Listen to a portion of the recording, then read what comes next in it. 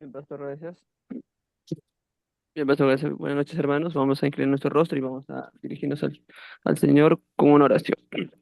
Bendito Padre, Señor, gracias por un día más de vida, primeramente, Señor, que nos das para poder estar durante nuestra rutina diaria, ya sea trabajo, estudio, en donde tengamos nuestras responsabilidades propias, Señor. Ahora también gracias te pedimos por traer, así también traernos con bien a nuestros hogares para poder seguir llevando nuestros estudios que nos ayudan para bien como hermanos en Cristo que somos, para poder así aprender más y también saber más lo que tú nos quieres decir por medio de tu palabra, primeramente, y también a través de este estudio en el seminario y por acá nuestro profesor Alberto Sánchez, Señor, que sabemos que tiene un buen conocimiento como los demás restos profesores, Señor. Gracias que también pones la disposición de ellos en poder enseñar a más personas, hermanos, para que puedan saber y conocerte más a ti por medio de tu palabra y también sobre la teología que quieres llevar a cabo a cada iglesia, a cada hermano, a cada creyente que quiere aprender más de ti, Señor. Gracias también te pedimos, Señor, porque ahora en este inicio que seas tú que sigas poniendo más sabiduría en el pastor y como en nosotros también en poder aprender y conocer más de lo que vamos a aprender el día de hoy, Señor. Haz que llevemos en mente algo aprendido el día de hoy y que sea de bendición para nuestra vida espiritual primeramente y como así también para llevar a cabo en nuestras congregaciones también. Te lo pedimos, te pedimos tu dirección y tu bendición. En el nombre de Jesús, amén. Bien, muy bien. Eh, a ver, un momentito por acá. Cuando,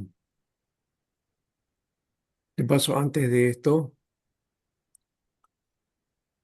Creo que cuando estábamos con el antiguo, con la Torá, no sé si desarrollamos nosotros, mm, bueno, sistema de fecha, todo esto vamos a trabajar mejor en el libro del Pentateuco, ahí vamos a desarrollar todos estos aspectos, ¿ya? Eh, Más bien toda la cronología que corresponde ahí. Solamente entregarles esta parte. A ver, vamos a ver en esto para tener nuestro antecedente. Cuando fuimos nosotros terminando el Pentateuco, este, creo que nos faltó esta parte. Si no, ustedes me dicen aquí. Esta es la línea de la etapa del texto, que eso, de la etapa, cómo se desarrolló el texto de la Biblia y la historia bíblica, ¿no? Entonces, este cuadro nos dice mucho a nosotros, ¿no? De la etapa preliteraria, cuando todavía no se escribía. No es que no había escritura, sino que no había escritura sagrada, es decir, alguna escritura que correspondería a los hechos o que la gente tomará como escritura. Recién esto aparece, aunque Moisés fue de 1200 y hay varias teorías, unos que Moisés, que la Torah viene de ahí, o algunos dicen que viene del año 500 o del año 700, ¿no? Entonces, hay históricamente mucho más datos acerca de que sí, puede haber sido por esta fecha que por la época de Moisés. Eso no le desautoriza, no lo desacredita, no le quita el valor de revelado, no le quita el valor de inspirado. ¿Por qué? Porque está inspirado en la vida de Moisés. Y Moisés es el centro. Y Moisés es el que toma el elemento principal de esa relación con Dios. Entonces, a él se debe todo digamos, el pensamiento, ¿no? Entonces, desde esa perspectiva está correcto. Ahora, después de entonces aparece la etapa literaria que hemos dicho ya cuando se va formando en sí mismo todo este desarrollo que aparece ya con la Torá que ya estaba establecida, viene entonces todo el trabajo posterior de los demás textos a partir del año 400 antes de Cristo, ¿no? Y ya para más o menos a ver, en la composición del Antiguo Testamento llega hasta el segundo siglo de nuestra era. Uno dice que por el 150, otros hasta el 200, es decir, hasta la época de, eh, del desarrollo del Talmud, ¿no? Y bueno, eso esta es otra historia del Talmud, que yo creo que por ahí en un momento tomé algo de eso, pero no lo hemos explicado porque no es necesario para no confundir en detalles, ¿no? Solamente eso es como un elemento que tiene que ver con la literatura judía. Hay literatura judía que ellos consideran también sagrada, más allá de lo que tienen en el Antiguo Testamento, ¿no? Ahí está el Talmud. Creo que eso lo mencionamos, sí. Eso sí estaba en las clases anteriores, yo recuerdo. Bien, entonces, desde esa perspectiva, no, como nos es ajena esa literatura, entonces no la analizamos, ¿no? Una, porque puede crear confusión. La segunda es por este elemento, ¿no? Elemento de que al leerla y si no tenemos la base adecuada, podemos simplemente recibirla y adecuarla a nuestra concepción y podemos descuadrar nuestro cristianismo si es que no hay una base adecuada. Lo segundo es que si no hay, o lo que podría suceder es el segundo momento es que al leerla nos producirá el rechazo. Y entonces también en ese rechazo una, ver esos escritos como algo negativo. Lo tercero sería que con madurez, con, digamos, con un análisis mucho más académico y de investigación, podríamos comparar que eso es un documento religioso que está dentro del pensamiento judío, dentro del judaísmo, que se realizó en la etapa, digamos, de casi finales de la época del Segundo Templo y hasta más allá de la destrucción del Segundo Templo, ¿no? Y que es un elemento que hoy día es base y fundamento del judaísmo moderno, ¿no? Entonces, hasta ahí creo que sería lo adecuado, ¿ya? Eh, pues digo estas cosas porque en algún momento me acuerdo de un hermano que siempre en el anterior seminario de TEC Perú, ¿no? Me venía, él dice que iba a una sinagoga, lo conocía el rabino y él le había hecho varias preguntas y entonces me vino con unas cosas media extrañas, dando de aplicar este, a la concepción cristiana. Me dice, no, no, pero eso no es así, pastor, que no sé cuánto. Bueno, y planteando, por ejemplo, esa línea de entre el bien y el mal, dice, ¿no? Que casi están juntas, ¿no? Y él entonces decía que la hechicería y la adivinación también están juntas con las profecías y la revelación, o sea, todo está ahí unido, decía, ¿no? No sabía cómo diferenciar una cosa, ¿no? Y, y por otro lado decía que como la Biblia habla, y él es que era un rabino, le había dicho, yo no creo que le había dicho eso a un rabino, pero bueno, decía que el hombre podía tener varias mujeres, ¿no? Porque así dice la Biblia, ¿no? Y así lo afirma el Talmud, ya. Y yo le digo, pero eso sí es cierto, en la cultura oriental era así, mm, ¿no? Sí, podemos tener la libertad, me dicen, no, pero digo, eso no es, estamos en otra cultura, en otro elemento, en otra historia. Entonces, eso por influencia del cristianismo, entonces hay una práctica de este, la reunión, lo que se llama la unión matrimonial, la monogamia, ¿no? La monogamia. Muy bien, entonces hay unas diferencias, pues, ¿no? Entonces no se puede, porque lo dice aquí o lo dice Tamó, lo dijo Rabino, que hace, ya, yo quiero aplicarlo a mí, no, no va por ahí, ¿no? Entonces hay que tener mucho cuidado. Por eso digo, hay que tener madurez. Yo creo que en su momento, ya cuando ustedes conozcan más acerca, profundicen, puedan ya conocer, por lo menos manejar los criterios, entonces ya pueden hacer la diferencia y pueden leer esos libros que no le van a afectar, más bien los van a enriquecer, porque hay varias cosas que también nos puede alimentar en nuestra vida común, porque el cristianismo viene del judaísmo, entonces hay varias cosas que están emparentadas en alguna manera, ¿no? Muy bien. Entonces, este, aquí está la historia del tiempo de la revelación y la historia, y este es los periodos que habíamos planteado, ¿no? Estos periodos de los patriarcas hasta Moisés, la línea de Dios, la creación, la caída, el diluvio, la dispersión, luego la familia escogida.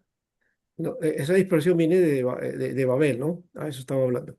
La familia escogida desde Abraham, o sea, los eventos principales, el llamado de Abraham, y el descenso a Egipto a la esclavitud, ¿no? O que se volvieron esclavos, básicamente. Los descendientes de Abraham, ¿no? Que vienen a ser entonces los hijos, en este caso, de Jacob, ¿no es cierto? ¿No? Jacob era el padre, bueno, que viene de parte de Isaac, Isaac era hijo de Abraham, ¿no? Muy bien. Entonces, desde ahí hay una generación que llega a Egipto y según la Biblia está más o menos unos 400 años, ¿no? Uno dice que son 430 años, otro dice que no, no ha sido históricamente así, en fin, hay varias cosas desde esa perspectiva, pero hay que entender que la Biblia no nos está tratando de contar una historia, no es una narración de historia cronológica, son eventos que tienen que ver con la intervención de Dios en un pueblo, la formación de un pueblo, ¿ya? Entonces esos eventos también de alguna manera se cuentan de una manera maravillosa y hay elementos sobrenaturales y todo eso, ¿ya? Que no caben dentro de la historia, ¿no? Porque la historia no tiene esos elementos, ¿no? O en todo caso podemos este, ver quizás algunos eventos, los resultados de esto como maravillosos o trascendentes o sobrenaturales porque atribuimos que Dios ha intervenido en alguna circunstancia, ¿no? No ha sido así también en nuestra vida cristiana, en nuestra iglesia. Hay cosas que de pronto ocurrieron que no los tenían previsto, pero se dieron y lo atribuimos a que Dios ha hecho ese milagro, ¿no? Entonces eso también se puede dar en el caso de esta historia.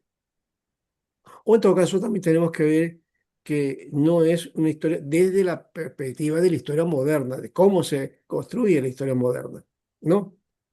Eh, en el mundo antiguo, la historia no era eh, una rama, digamos, de conocimiento, se iba construyendo y en esa construcción muchos de los que relataban la historia la relatan pues desde la perspectiva de las victorias, ¿no es cierto? De los triunfos, de los grandes reyes, ¿no?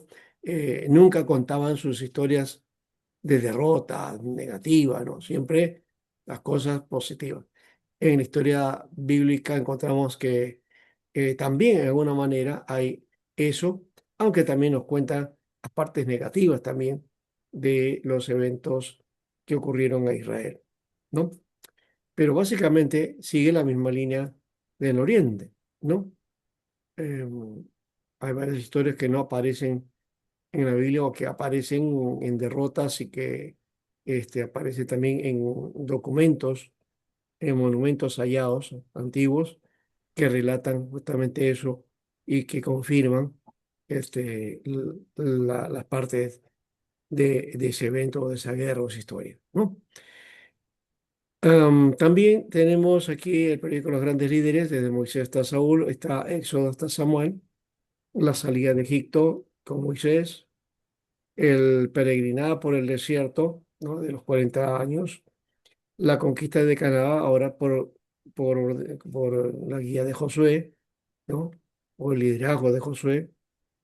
Y viene también el gobierno de los jueces, ¿no? Hasta ahí, hasta el libro de jueces estaríamos nosotros hablando de eso, ¿no? Gedeón, Samuel, Sansón, ¿no? Luego periodo de los reyes, ¿no? El periodo de los reyes hasta desde Saúl hasta la cautividad, ¿no? Entonces aquí tenemos los libros de Samuel, Reyes, Crónicas, libros y los libros proféticos. Eh, Justamente esta forma que aparece aquí en la historia es la que vamos a llamar también la parte de los libros históricos, de los libros proféticos, perdón, porque dentro de la Biblia hebrea mm, los libros históricos son reconocidos en la sección de los libros proféticos, ¿ya? Porque se consideraban los hechos proféticos, bueno, ¿no? De esa perspectiva está entonces la mención de toda esta historia de Israel, ¿ya? Que algunos lo toman como el curso de libros históricos que ustedes van a llevar también, sí, van a llevar libros históricos, y que algunos seminarios le llaman historia de Israel, ¿no? Historia de Israel. Y esa historia de Israel, pues, está basada en la historia de, de los libros históricos, ¿no? Todos los eventos de los libros históricos. Bien, entonces ahí vemos el Reino Unido, Saúl, David, Salomón, y reino dividido Judá e Israel. Y el periodo de los gobernantes extranjeros, desde la cautividad hasta el retorno a Jerusalén, y ahí está Esdras, Nehemías, Esther, profecías de Daniel y Ezequiel. Ahí está entonces la cautividad de Israel, que es el 722, y la cautividad de Judá 583, ¿no? Esto también ya lo hemos indicado, ahora que me estoy acordando, estaba haciendo un resumen nomás de un repaso que ya hemos mencionado, y cómo hemos dividido los libros, ¿no? En cuanto a las etapas, ¿no? A las etapas que hemos mencionado. Ya, muy bien. Tomando eso, y aquí está el contexto cronológico, esto sí no lo hemos trabajado, el contexto cronológico, estamos aquí viendo la historia desde la perspectiva de las culturas, ¿no? Los acadios, es acadios y sumerios, ¿no? Ahí hay que, una diferencia, creo, hay que borrarle la R. Acadios, ¿no? Los sumerios, lo más antiguo que hay. Y también emparentado con Egipto, que también más o menos era antiguo o contemporáneo con ellos, ¿no? Le pasó esta historia, estamos hablando de 3000 antes de Cristo, más o menos, y nosotros tenemos una, una ciudad que está justamente en el departamento de Lima, ¿no? Una ciudad que se encontró hace unos años pocos. Rushdie, la arqueóloga que está defendiendo ese lugar porque lo están tratando de depredar, de desaparecerlo. Los que están interesados en esto que son, digamos, los que hacen esto de trata de tierras, ¿no es cierto? Que son los traficantes de tierra, de terrenos. Y entonces ese monumento está pues en peligro. Estoy hablando de lo que hoy se conoce como Caral, ¿no? Como Caral, ¿ya? Eso está en Paramonga, más o menos por ahí, ¿no? A 150, 170 kilómetros de Lima, ¿ya? En Huacarrajada, creo que se llama el lugar, ¿no? Y tiene otro nombrecito que olvidado, en este momento me olvidado. Pero bueno, ahí estamos ahí con esa historia. Esa ciudad es la más antigua que se tiene. Y nosotros lo hemos explotado turísticamente, ¿eh? Aquí le estamos dando mucho a Machu Picchu y también está quebrándose mucho ese asunto. eh, y el turismo depende mucho de esa zona, pero acá en Perú tenemos una cantidad de monumentos arqueológicos, recintos arqueológicos que deberíamos explotar y creo que tendríamos una industria turística muy rica, mejor que en México, que Egipto todavía, ¿no? O que o que Israel, porque Israel explota mucho su, sus restos arqueológicos, ¿no? ¿Cuánta gente va? Millones de personas van ahí. No tengo una cantidad ahorita, creo que son 20 millones o u 80 millones de personas que van al año a Israel, ¿no? Acá no llegamos a eso.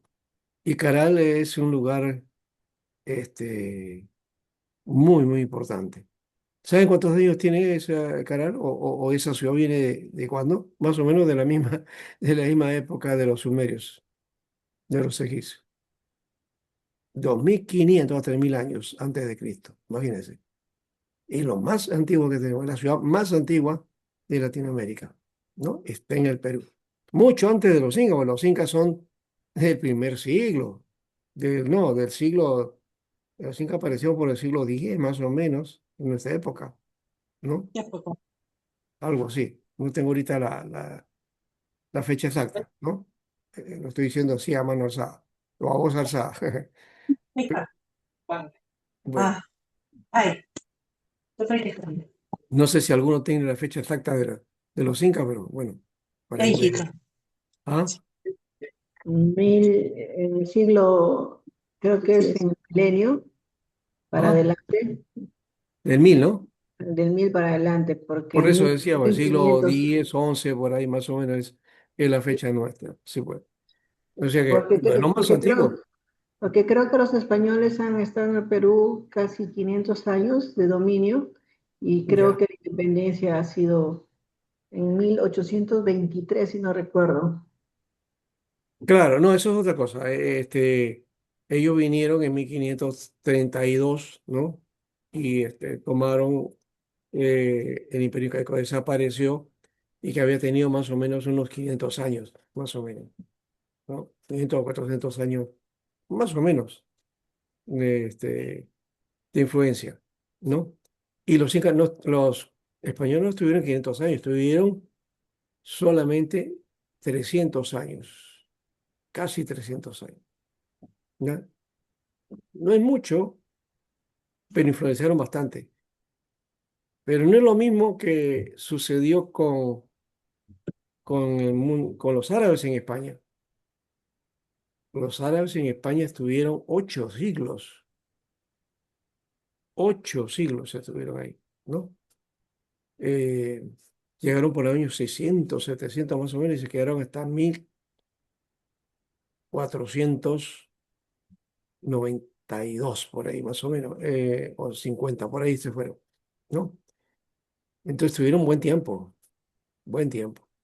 8 siglos. Y por eso es que la influencia árabe en España fue muy fuerte. Hasta ahora hablamos y hay palabras españolas o castellanas, ¿no? Que vienen del mundo árabe. Aunque hoy tenemos que decir que no solamente los árabes influenciaron nuestro idioma, ¿no? Los griegos, el latín, ¿no es cierto? ¿Ya? Influenció mucho, el francés también, ahora en inglés, ¿no? Y en fin, hay muchas lenguas que se han quedado, muchas palabras se han quedado entre nosotros, ¿no? Por ejemplo, la palabra sándwich, ¿no? ¿De dónde viene sándwich? De sándwich. Pero sándwich viene de unas islas que se llamaban sándwich. No es de Estados Unidos exactamente, pero bueno, lo adquirieron ellos y vinieron vía América, vía a nosotros y se popularizó, digo, sándwich. Otra palabra que tenemos en inglés es el guachimán. Es un defecto también, ¿no es cierto? Una forma fonética rara, ¿no? Que no es exactamente, ¿no es cierto?, la figura, porque en el original, o sea, viene de una palabra del inglés, watchman, watchman, ¿no? Un guardián, diría, ¿no? Un vigía, es la idea, un vigía, un guardián, watchman. Literalmente significa qué cosa, hombre, ¿no? Watch, hombre que mira, ¿no? Un mirador, uno que está observando, ¿no? el hombre que observa, watchman, ¿no? O que está en el momento, ¿no? Watch, porque también viene, watch también es en creo que el sonido se parece, watch es reloj, ¿no? Bueno, en todo caso hay estas palabritas. Lo dejamos ahí porque hay un montón de cosas que tenemos dentro de nuestro castellano que no nos pertenece y pensamos que son nuestras, pero que no, no lo son, ¿no? A palabras que tenemos, arroz, por ejemplo, es árabe, aceite es árabe, ¿no? Aceituna también es árabe, almohada, candado, alhaja, aldaba, ¿no? Todas esas son palabras árabes, ¿no? Entonces, en nuestra comida, cuando comemos una cosa ahí, vamos a encontrar que hay muchas palabras árabes, ¿no? Arveja, ¿no? A- al- almíbar, por ejemplo, está almíbar. Casi todas las palabras que vienen con de hecho que son árabes, ¿no? Alhambra, alambre, ¿no? Bien, entonces aquí tenemos los Ixos, ahí dice Mixos, son los Hicsos, Ixos es y Etiopía. Siria, también es antigua, la Fenicia, Fenicia que dice que es una mezcla de antiguos griegos, luego los persas, Babilonia, Asiria, Medos o Media, ¿no? Existía un imperio, una nación llamada Media, ¿saben ustedes? ¿No? Así que eso de la Tierra Media, no sé si de ahí se inspiró Tolkien en esta cultura media, ¿no? A él le llamó la Tierra Media, ¿no? ¿No? Una parte de sus historias ahí, de las historias sobre Señor de los Anillos, ¿no? Están los hititas también acá, Cartago, Creta, Grecia, Macedonia y Roma. Muchos de estos aparecen en la Biblia y en Pentecostés, por ejemplo, se menciona mucho estas naciones, ¿no? Y los que sí directamente influenciaron han sido los egipcios, am, los persas, bueno, antes Asiria, Babilonia, Persia, aunque está aquí arriba, Persia, Babilonia, Asiria. En realidad, Asiria fue la primera, Babilonia fue después y Persia el siguiente. Y después de Persia, Grecia, ¿no? Grecia. Y o Macedonia o los helenistas y luego Roma, ¿no? Esos son los imperios que han estado, digamos, en toda esta historia, ¿no? En el Antiguo Testamento hasta, digamos, ha sido la influencia de Egipto hasta el año 700 más o menos, donde entra Babilonia. Después de Babilonia, entonces, perdón, Asiria, Asiria, 720 y tanto. Luego de eso Babilonia, 580 y tantos. Luego Persia, que es ya entre el 520, 550 por ahí, ¿ya? Eh, Luego de Persia, Grecia con los macedonios, y en este caso, bueno, macedonio porque Alejandro era de Macedonia, pero de uno de sus generales que digamos, tomó una de las tierras en las que fueron divididos el imperio griego. Es decir, estábamos hablando de Siria, ¿no? Y esa línea de reyes seleucidas, ¿ya? Que invadían los lugares para implantar la religión helénica, ¿no? O la religión griega. Y eso hicieron con Israel. Esa es la época de los macabeos, ¿no? De la época de los macabeos, más o menos por ahí, ¿ya? Y luego viene entonces Roma. Muy bien. Entonces, eso es básicamente lo que tenemos aquí, en esta parte.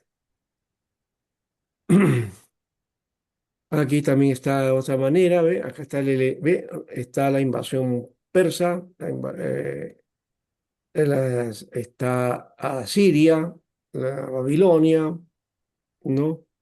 Y está los persas y luego el helenismo y Roma, ¿no? Ahí está claramente la historia, ¿no? Bueno, ahí terminamos con esta parte. Vamos ahora sí a nuestro material. No sé si alguien creo que tiene una pregunta que he visto. una mano.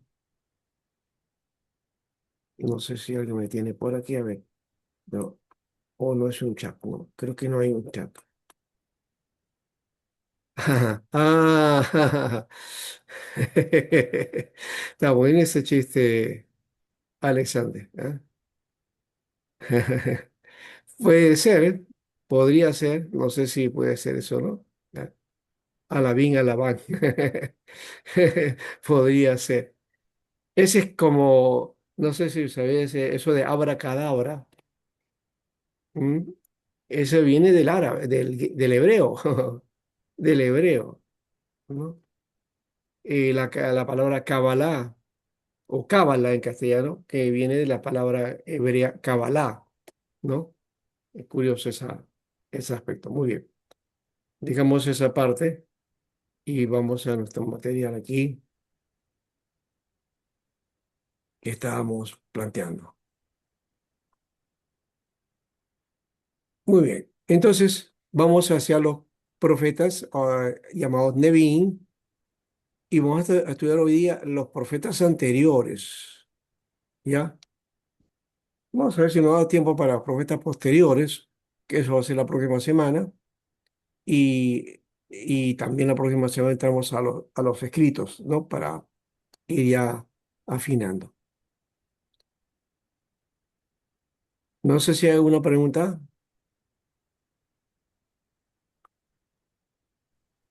Y terminando la clase, profesor, si nos puedes compartir el PPT, sería genial.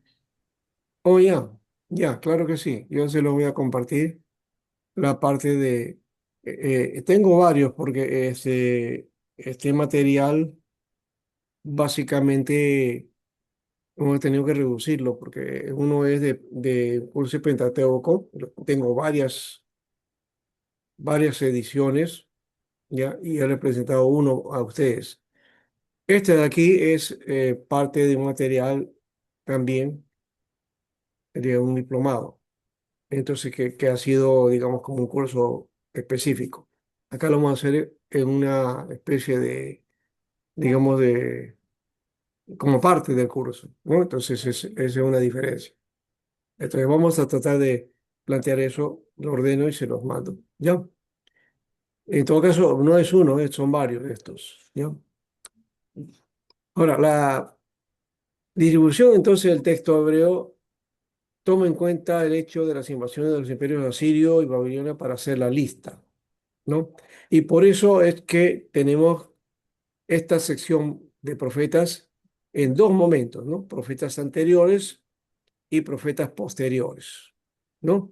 Porque está tomando en cuenta las invasiones de los imperios asirio y babilonia, ¿no? Porque en esos péndulos está la historia de estos libros, ¿ya? Hay que tomarlos desde esa perspectiva, ¿ya?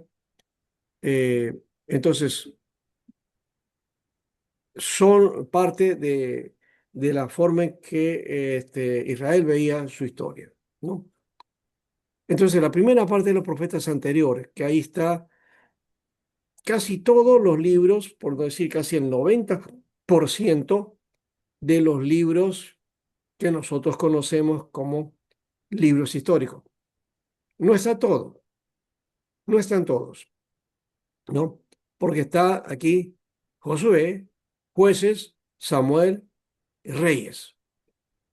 No está Ruc, no está Esther, no está Crónicas, ¿no? Entonces, Crónicas, Esther y Ruc no aparecen aquí, en esta parte, ¿ya? Nos hemos acumulado, de acuerdo a la Septuaginta, entonces toda la parte de la historia hemos acumulado a estos libros más estos los que he mencionado, ¿no? Eh, el libro de Job está entre los poéticos, así que por eso no cuenta ese aspecto, ¿ya? Bien, y los profetas posteriores, ahí están lo que conocemos como profetas mayores, ¿ya? Pero tres de ellos nada más, ¿no? Isaías, Jeremías y Ezequiel, son los grandes profetas. Y los 12 profetas que venían a ser la sección de profetas menores, ¿no? Aquí no aparece Daniel. Daniel, que es un profeta que lo ponemos y lo estudiamos como profeta mayor o dentro de esa sección, o a veces también fuera de ella, se estudia en algunos seminarios como Daniel y Apocalipsis. Yo no estoy muy de acuerdo con que se lea Daniel con Apocalipsis, tampoco Ezequiel o Zacarías con Apocalipsis, ¿no?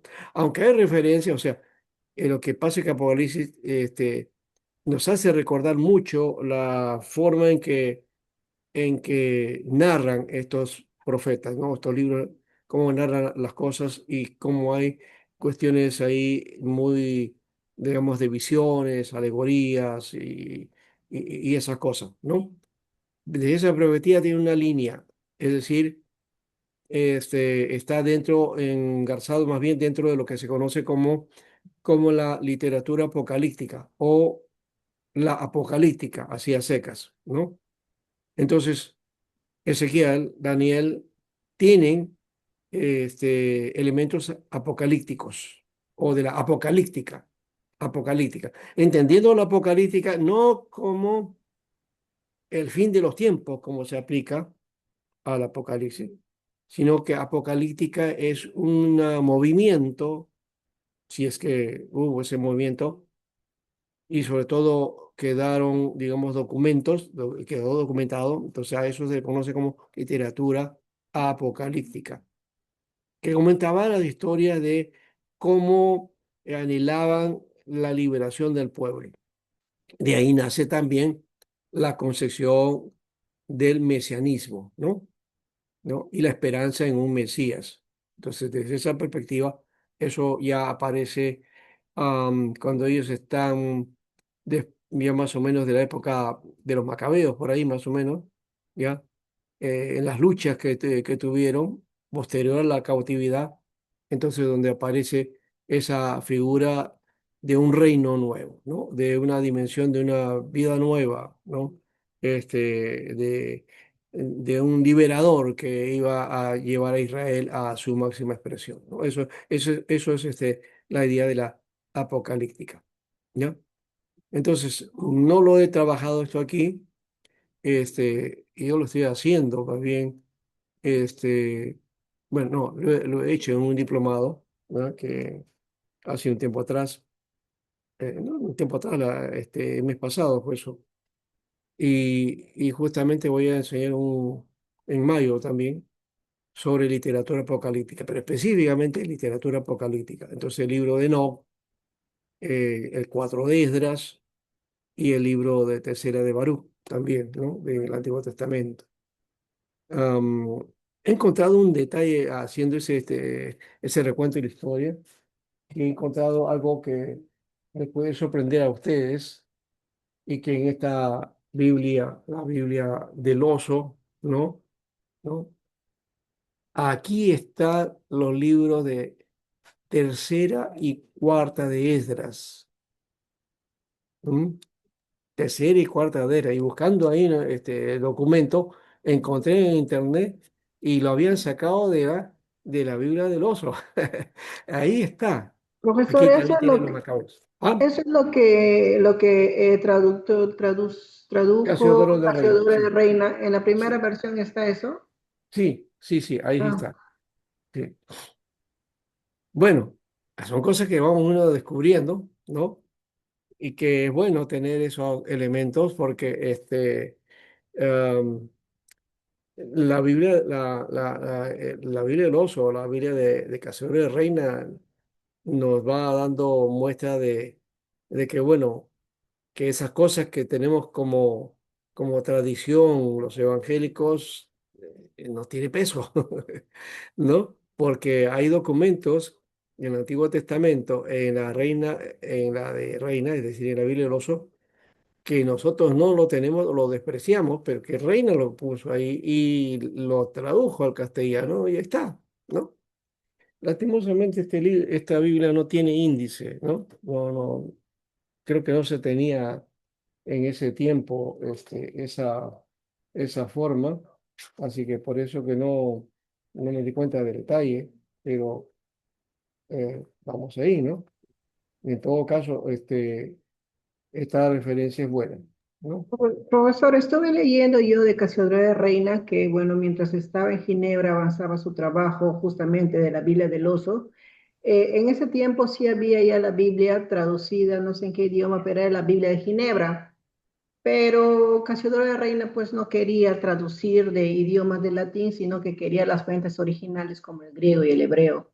Entonces, él creo no lo hizo como lo tenemos nosotros en versículos, pero sí en esa época la Biblia de Ginebra sí ya tenía ya esa, como tenemos hoy en el día con versículos, con capítulos. No, sí, sí está, sí, los versículos sí aparecen, porque eso ya estaba. Ahí está este famoso señor, Robert Etienne, que también se conocía como Robert Stephanus, que es el que le puso los versículos, los capítulos, creo, no, los versículos fueron, al Nuevo Testamento especialmente. Y también estuvo el arzobispo Canterbury, entre ellos está, ¿no? Uno puso capítulos y otro puso versículos, ¿ya?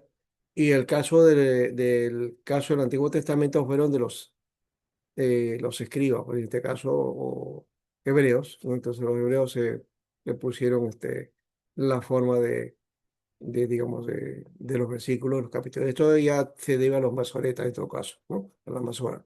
Los masoretas tuvieron ese aspecto. Bueno, seguimos entonces. Los profetas anteriores, entonces aquí tenemos, a ver cómo vamos a trabajar acá, sí, ya. Como hemos dicho, tiene parte de los libros históricos y vamos a mirar algunos temas centrales que tiene estos libros, ¿no? ¿Cuáles son los temas que aparecen aquí, ¿no? Eh, Josué es el libro a continuación del Pentateuco, ¿no?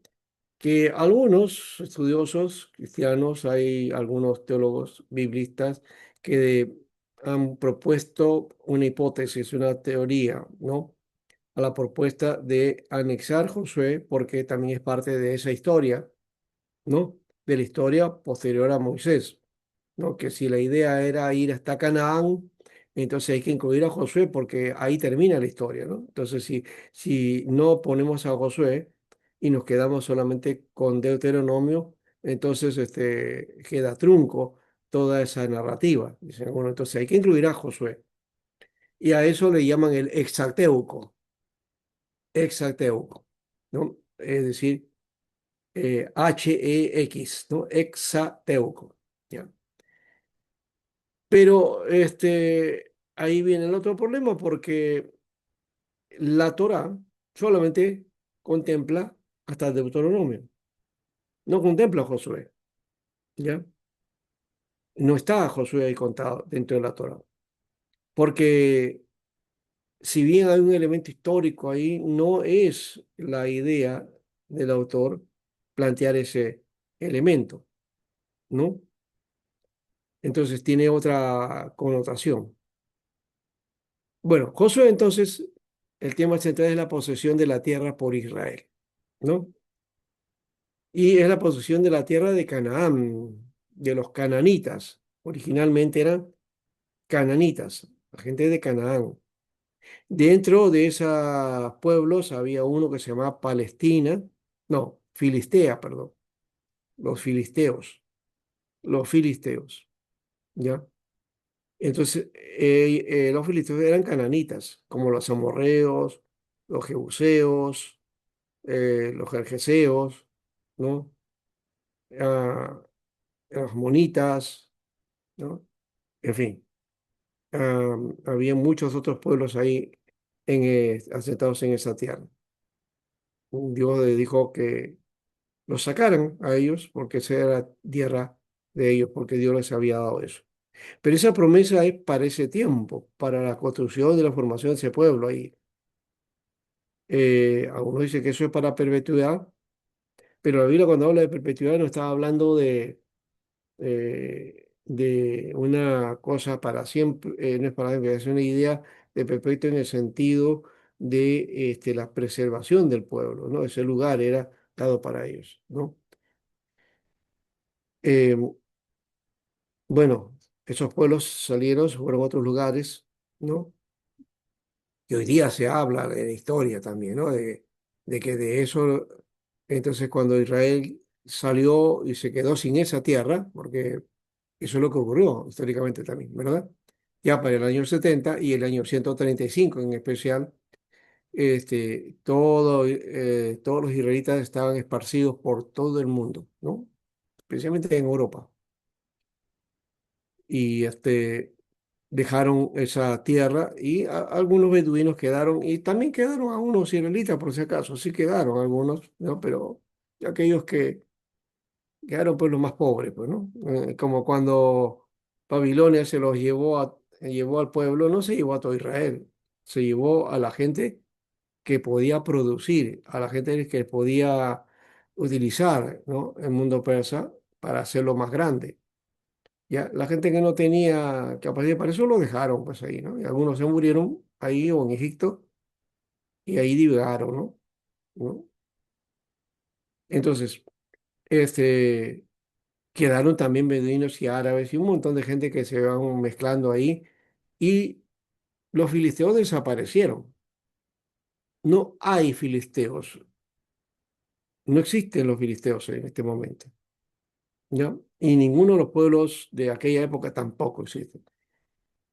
Entonces a uno dirá, bueno, ¿y Palestina? Porque la Biblia, que no sé cuánto, que la Biblia está cumpliendo. No, Palestina está entregado por árabes, ya por árabes, que no es lo mismo, porque árabes viene de la línea de Isaac, ¿no? De Isaac y de Ismael, perdón, de Ismael, de la línea de Ismael, el hijo de Abraham, ¿no? Entonces, estos que están ahí no tienen nada que ver con la historia de la Biblia, ¿ya? Como también los israelitas de ahora, pues no tienen nada que ver con la historia de la Biblia. ¿Por qué? Porque hay mezcla.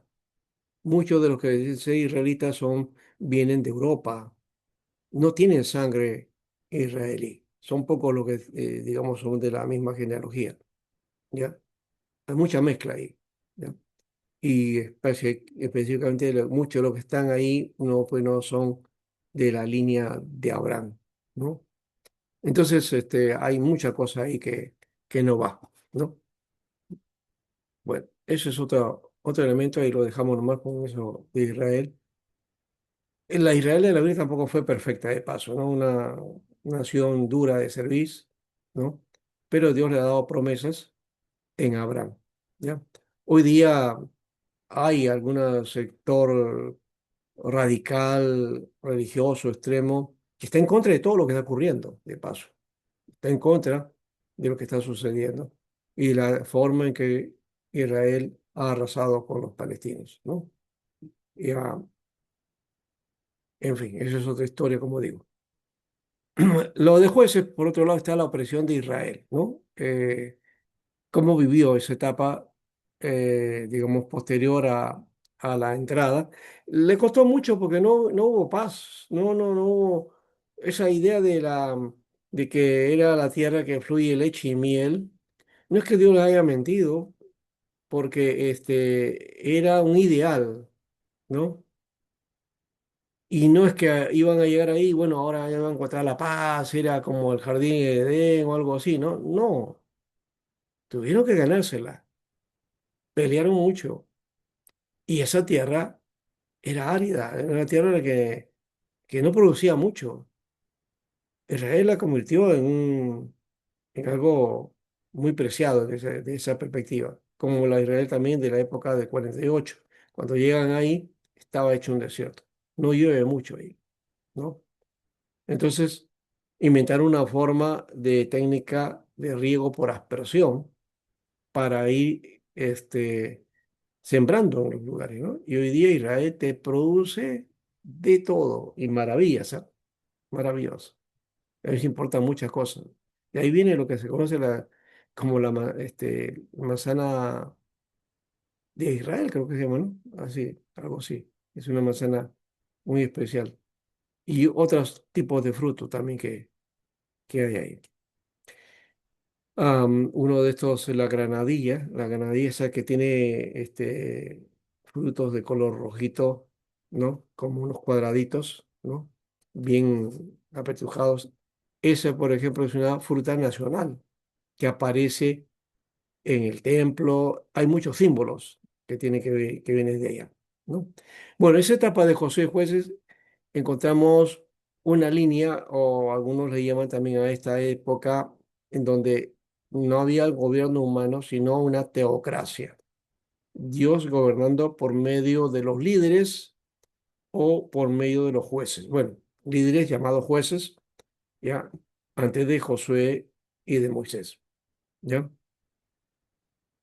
Estos libros entonces cubren el periodo cuando Israel fue gobernado por Dios, desde 1405 a 1043. Bueno, esta es una idea también. No es que haya sido gobernado por Dios solamente, siempre una nación, un pueblo debe tener una, si no una institución, por lo menos un representante de la nación, ¿no? Uno que guíe el pueblo, ¿no? Eso hoy también se denota en nuestro sistema, ¿no? En una democracia que está tan defectuosa como la nuestra, en donde hoy día el valor del gobernante no tiene peso, ¿no? ¿No? Nosotros éramos un país presidencialista. De pronto nos despertamos y encontramos que ahora los presidentes no tienen peso en nuestra nación y pueden ser sacados fácilmente, ¿no? Si no tienen mayoría en el Congreso, porque quien gobierna es el Congreso en realidad, ¿no? Acá no es la izquierda, la derecha, no, es un grupo de poder que están metidos ahí y que están repitiendo el patrón porque el Senado es, a partir de la siguiente, un Senado que no hemos querido nosotros porque no hemos intervenido tampoco. Nos cambiaron la Constitución. La Constitución ha sido cambiada totalmente. Es una nueva Constitución, ya no es la anterior, así que eso de que hay que defender la Constitución es una mentira. Eso ha ido cambiando. Entonces, bueno, los sistemas son sistemas, ¿sí? Ahora hay un sistema parlamentarista que no es el más adecuado o que no se aplica bien, ¿no? En Israel moderno es una nación parlamentarista. Inglaterra es parlamentarista, ¿no? Eh, Estados Unidos tiene ambas cosas, ¿no? ¿No? Y nosotros éramos un sistema presidencialista con este equilibrio de poderes, ¿no? Hoy día ya no hay equilibrio de poderes, ¿no? Sí, hermana Marta. Pastor Alberto, y en la iglesia, ¿cuál es lo que se manejaría Ah, ya. de su En cuanto a teocracia? sistema de Continúa, gobierno, ¿no? claro, Porque sistema de gobierno, ya hemos dicho, una nación tiene que tener un gobierno de todas maneras, ¿no? claro. O una representación, o una institución, en fin, ya, todo eso. Este, Hoy se ha venido a menos de paso a este tipo de sistemas porque a nivel mundial se está tratando de ver otra forma, ¿no? Y hay otros requerimientos porque hay interviniendo otras personas a la sombra, gobernando, ¿no? También ese es otro aspecto que se está dando en este tiempo. Eh, en cuanto a la iglesia es del Señor. Se supone que no se trata de que haya un sistema teocrático o un sistema, digamos, democrático. No, es los sistemas que utiliza la iglesia, los sistemas que utiliza la iglesia, ¿ya? Cualquiera que sea, ¿no? Congregacional, presbiterial, episcopal, este, administrativo, ¿no? Este, digamos, de gobierno, digamos, de grupos, ¿no? De clanes, en fin, todo ese tipo de cosas, tienen que estar sujetos a Dios. En esencia, la iglesia ya es gobernada por Dios. El Señor es el centro de eso. No le quiero llamar teocracia porque algunos confunden teocracia bajo este criterio, ¿no? de que Dios indica a una persona y esa persona gobierna en nombre de Dios. Eso es lo que sucedió con Moisés y con Josué, ¿no? Dios indicándole, llamó a Moisés, llamó a Josué, y ellos fueron los que dirigían el pueblo, ¿no? Y los condujeron hacia esa tierra y a la formación de ese pueblo. Dios fue el promotor de esto, ¿ya? Ahora, algunos le llaman a eso sistema teocrático, Dios gobernando directamente, pero no es directamente, sino mediante sus líderes, ¿ya? Y eso se quiere trasladar a la iglesia diciendo que entonces el pastor, el profeta, el apóstol, es el que gobierna en nombre de Dios. El problema de este sistema, de la forma en que se gobierna hoy día, es que ese tipo de gobierno no da cuenta de nada. No se puede cuestionar nada. No hay intervención de los miembros. Solamente tienen que estar sujetos a obediencia. El que no obedece es expulsado. En realidad, ese sistema es autoritarismo. Autoritarismo, eso no es teocracia, ¿no? Entonces dicen que gobierna en nombre de Dios o que es el representante de Dios. No quiere decir que él es, no hay representante de Dios en la tierra, no existe eso, ¿no? El Papa dice, de acuerdo a la Iglesia Católica, que él es el representante de Dios, pero el único representante de Dios en la tierra es quien, el Espíritu Santo, ¿ya? Y el Espíritu Santo usa los sistemas, cualquiera que sea. Un sistema bien aplicado, aún este tipo de gobiernos que les he mencionado, donde puede haber uno que está gobernando en nombre de Dios, pero si lo hace conforme al propósito de Dios, según la palabra, es correcto. Pero si no lo hace así, pues está mal. Podemos también tener un gobierno presbiterial, colegiado, ¿no? Elegido por la asamblea, ¿ya? Pero si comienza a hacer cosas que no están de acuerdo a la Biblia, es un mal gobierno. No porque el sistema está ahí. Entonces, no es que el sistema está mal, sino que el sistema se usa mal, ¿correcto? Cualquiera que sea. Entonces, Pastor aquí, Alberto, sí. entonces estaría mal dicho si se dice gobierno de ancianos.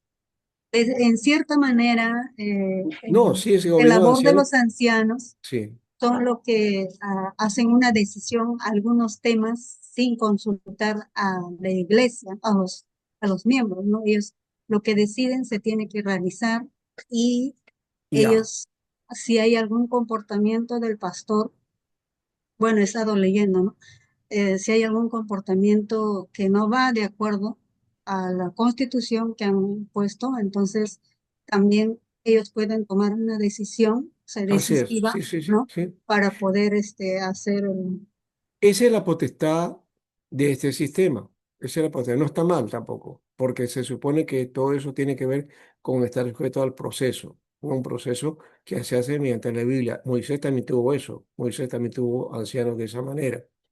Entonces, eso está bien. Yo estoy mencionando que si hay algún abuso de eso, ¿no? No se maneja o alguien toma el control de ese consistorio y comienza a manipular y las decisiones se crean porque quieren hacerlas así, ahí está mal. Tiene que haber el consenso, tiene que haber un consenso. Y la iglesia también tiene que haber consenso, ¿no? Entonces, bajo ese criterio también no solo si bien no hay una cosa, porque ellos están representando a la iglesia, son representantes de la iglesia y tienen que decidir ahí, pero sí tienen que dar información, ¿no? Hermano, hemos decidido de esta manera, de esta forma, ¿ya?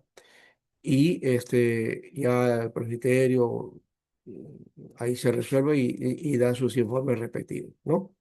Pero bueno, eso es otro detalle y es un asunto ya de gobierno, ¿no? Ese ya otro entonces elemento. diríamos que es democrático. Claro, Claro, Profesor, es democrático de alguna Y, manera, sí. y pastor, si por ejemplo un pastor se queda ya 10 20 años, eso ya no estaríamos dentro de la democracia, ¿no? O sea, en la iglesia, digamos. Se No queda ya, y ese modelo no existe en el modelo presbiteriano. O sea, claro, bueno, esa idea, por ejemplo, esa idea que sí hay en el modelo de Asambleas de Dios que es mixto. Asamblea de Dios es episcopal, presbiteriano y congregacional, ¿no? Las tres formas más tradicionales la gobiernan. Entonces, un pastor, por ejemplo, cuando ya tiene 2 periodos, 3 periodos, ya se queda vitalicio para siempre. Nadie lo mueve. Eso en Asamblea de Dios. En la iglesia presbiteriana no es así. Cada 6 años hay consulta. Tiene que haber consulta. No está en los estatutos. Esto no recuerdo haberlo mencionado. Yo fui parte de que trabajé esos estatutos, ¿no? Y el estatuto que hoy día tiene la IPQTOP está basado en el trabajo que hicimos nosotros, ¿ya? Con algunos cambios y modificaciones hubieron, pero en el fondo casi es eso. Hay algunas cosas que de repente hay que mejorar también, de todas maneras, pero hemos trabajado eso tratando de hacer el consenso en todos, ¿no? Explicando todos los detalles y todo eso, ¿no? Entonces, esa parte no me acuerdo haberla puesto ahí, no, no ha habido propuesta de hacer un trabajo vitalicio. Lo que sí hay es consultas, consultas, consultas cada 6 años, ¿no? Con este aspecto del año sabático y toda esa historia también que creo que lo hemos mantenido por ahí o le hemos dejado un poco esa carga. Bien, dejamos ese aspecto y lo que que es pasa, pastor interesante. Alberto, ¿Ah? este, eh, conozco un caso en que hicieron una construcción de una iglesia de 4 pisos, una iglesia muy grande, y se dividió, o sea, el pastor no quiso salir nunca, y bueno, hasta ahorita está. En el primer piso está el segundo grupo que no quiso irse con el pastor antiguo, pero no, o sea, eso ya será un capricho, pues ya no, o sea, ya bueno, Bueno, viene a ese ya otros casos, sí. y que en el primer piso hacen un culto y en el segundo piso hacen un culto, y que ya ahí se ha quedado así como decir, nadie le puede sacar. Así Es somos una los seres cosa, humanos. Y ya eso ya no es bueno, no, la no forma. es del caso del presbiteriano, No, eso. no es el espíritu cristiano, no, de ninguna manera. Eso ya hay otros intereses y claro, siempre decimos que es por la obra. Esas ideas ya, en fin. profesor, pero el modelo que nosotros tenemos como iglesia presbiteriana, más que todo es, por ejemplo, John Key nos llevó a Escocia para poder diferenciar del gobierno de un rey con el gobierno de lo que debería ser. Claro, exactamente. Sí, porque el sistema viene de la época de separación de iglesia y Estado, ¿no? Claro, para de alguna manera eliminar, de repente un pastor se sube los humos, entonces el grupo de ancianos gobernantes puedan ser el padre a ese pastor, ¿verdad? Sí, sí, sí. Bueno, eso también hay que tener el equilibrio. Cuando se pierde el equilibrio, entonces se puede hacer cualquier cosa. Ese es el problema. En nuestra nación el equilibrio de poderes se ha extinguido, no hay equilibrio de poderes. Justamente Ya. estaba leyendo un poco que la Confesión de Westminster al final es el acta que pedían la iglesia escocesa porque el reino de, bueno, el parlamento inglés pedía ayuda a Escocia y bueno, para que los soldados escoceses podrían ayudar en la lucha interna que tenían los ingleses, han pedido la unificación de la iglesia escocesa con la iglesia inglesa. Entonces, Mm, dentro de la confesión de Westminster, entonces se decide que queremos que este gobierno sea de esta forma, bueno, más que todo lo que es en la forma del gobierno como lo hace el presbiterianismo. sí, pues ese es el tema que es muy fuerte desde esa perspectiva en las iglesias reformadas, ¿no? Bien, bien. Este, es un tipo de sistema, como digo, ¿no? Lo importante es que sea bíblico, o sea, que Dios esté en el asunto. Ese es el asunto. Bueno, entonces está también en la segunda parte está los libros históricos propiamente, ¿no es cierto? Aunque sí, Josué y Jueces se llaman históricos, pero Samuel, Primero y Segundo de Samuel, que en realidad ya hemos dicho que es un solo libro, igual que Primero y Segundo de Reyes, ¿ya? Aquí lo hemos dividido de esta manera. Primero Samuel es la estabilización de Israel, ¿no? Ya comienza la monarquía, ¿no? ¿No? La monarquía, ¿no? Y por eso decimos, estos libros trazan la historia de la monarquía de Israel desde su establecimiento hasta su destrucción en 586 a.C., ¿no? Después de la cautividad ya no van a haber reyes del linaje de David gobernando, ¿no? Cuando ellos vuelven de la cautividad, van a haber gobernantes. Ahí está Zorobabel, por ejemplo, ¿no? Josué, pero ya no se van a llamar reyes. No va a haber digamos, el trono de David queda aislado, queda vacío. Entonces, el sistema monárquico, si se quiere, no va a no tiene continuidad, ¿ya? Entonces, los que van a dirigir ahí, entonces son los sacerdotes, ¿no? Y los gobernantes. Y luego, entonces, esas luchas por gobierno que también hubieron al interior de Israel en la época posterior a los macabeos, posterior a la lucha de independencia, ¿no? Que derivaron después a que Roma interviniera y les pusieron reyes, ¿no? ¿No? Estaban los asmoneos, estaban también, a ver, espérate, eh, ¿qué por los asmoneos eran? Ellos eran de la familia de Macabeos, ellos se pelearon al gobierno, no eran reyes.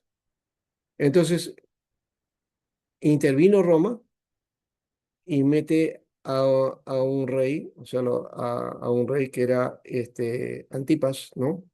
Y ahí nace el linaje de los Herodes, ¿no? Que eran reyes puestos por Roma, ¿no? Reyes títeres, ¿no?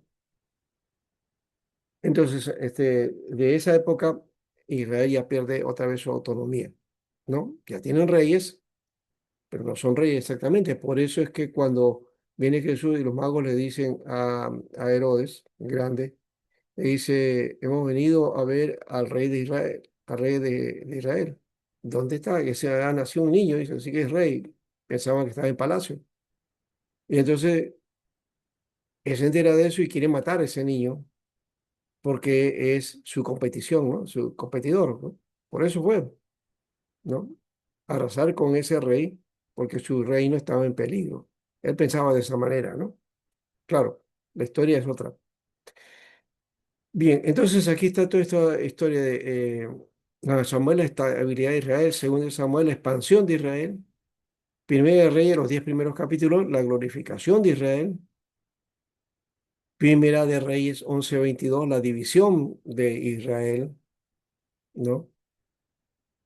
Es, y después segunda de Reyes 1:17, o sea, los 17 primeros capítulos, el deterioro del reino del norte y la deportación del reino del sur, ¿no? Es decir, el deterioro es cuando Asiria los invade y los destruye, ¿no? Literalmente desaparecen. Y luego la deportación del reino del sur con Babilonia, ¿no? Babilonia se los lleva a ellos al reino del sur. Y Segunda de Reyes, los últimos capítulos de 18 a 25, aquí está la preparación del templo, ¿no? Este ya habla acerca de la vuelta después de la cautividad, ¿no?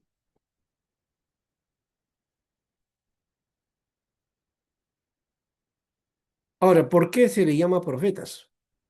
¿Por qué? Si hay historia. En el Tanaj, los libros de Josué de Reyes no son historia en sentido moderno, sino son historia profética. Está. Historia profética. E interpretan los acontecimientos a la luz del pacto con Jehová, ¿no? Con Yahvé, ¿ya? Entonces, todos los acontecimientos históricos están a la luz del pacto con Yahvé. Y ojo, que esa es la línea que van a tener los profetas. el mensaje de los profetas, no solamente de esta parte, sino de los profetas también posteriores, ¿no? Tanto mayores como menores, su mensaje siempre tiene que ver con los acontecimientos a la luz del pacto. ¿Qué hace Israel con el pacto? ¿Cómo se establece, obedece el pacto? ¿No? Y el pacto, como consecuencia, también es la Torá, ¿no? ¿Ya? Ese es clave para entender el mensaje y la intervención de los profetas, ¿ya? Y cuando Jesús viene, también hace lo mismo. Jesús también plantea ese hecho a la luz del pacto. Por eso él dice, ¿no? He aquí os doy un nuevo pacto, ¿no? Esta es mi sangre, la sangre del nuevo pacto, ¿no es cierto? Entonces, el pacto es importante aquí, pero también en el mensaje de Jesús. Cuando dijo la ley, o sea, la Torá dice, mas yo os digo, ¿no? Y esa Torá, esa ley que habían añadido los fariseos, habían aumentado muchas cosas, tergiversando la ley. Entonces, por eso es que Jesús trata de corregir y, que, y volverse a la ley, a la Torá, ¿no? Hay que volver a la Torá. Y entonces hacer una interpretación de todo a la luz del pacto, ¿ya? Entonces, esa es la manera en que debemos hacer lectura de la Biblia. No en forma aislada, sacando texto fuera de contexto por aquí y por allá y quitándole este sentido. Sin el sentido, sin ver los acontecimientos a la luz del pacto, no vamos a entender nada. No vamos a entender. Algo más que encontramos en estos profetas, que evalúan los reyes, a las tribus y los líderes según criterios de la fidelidad a la Torá, ¿ve? Fidelidad al pacto, fidelidad a la Torá, ¿no? Vayan a los mensajes de los profetas, a todos, y vamos a encontrar siempre esa línea. Dos cosas que no están presentes de paso en nuestros mensajes, ¿eh?